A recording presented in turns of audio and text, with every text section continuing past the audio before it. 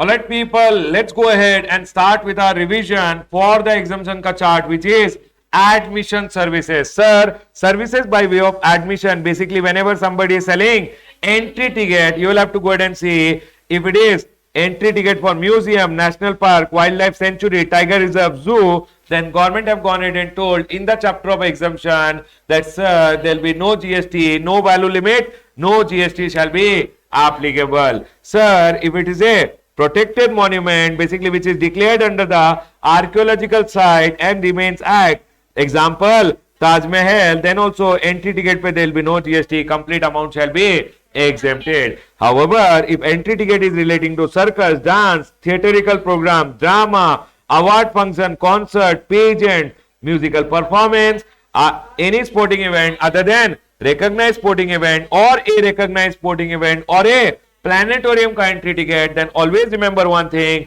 it will be exempt only if consideration is up to rupees 500. Up to 500 is exempt. However, if the amount exceeds 500 rupees, then the entire amount shall be taxable. Always remember one thing, if entry tickets were sold for FIFA Under 17 World Cup, which was held in 2017, then also there was no GST. Sir, FIFA Under 17 Women World Cup 2020, which is not yet done in India because of COVID, whenever rescheduled, the entry tickets pay, there will be no GST. Asian Football Confederation, basically Women Asia Cup 2022 ka tickets when they are sold, on that also GST will not come.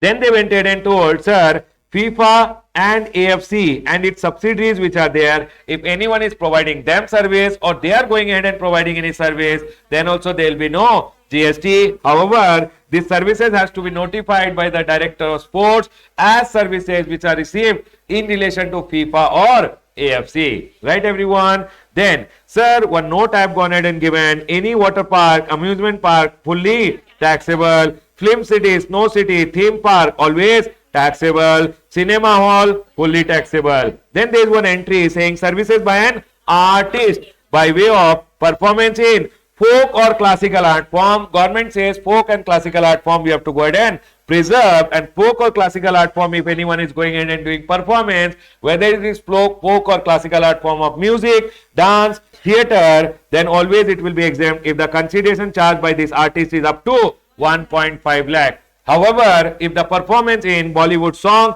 it will always be taxable. If these people who are doing folk and classical art form, they are serving as brand ambassador for someone, then brand ambassador ka services are always fully taxable. Right everyone? A short and sweet chapter, exemption ka admission related services.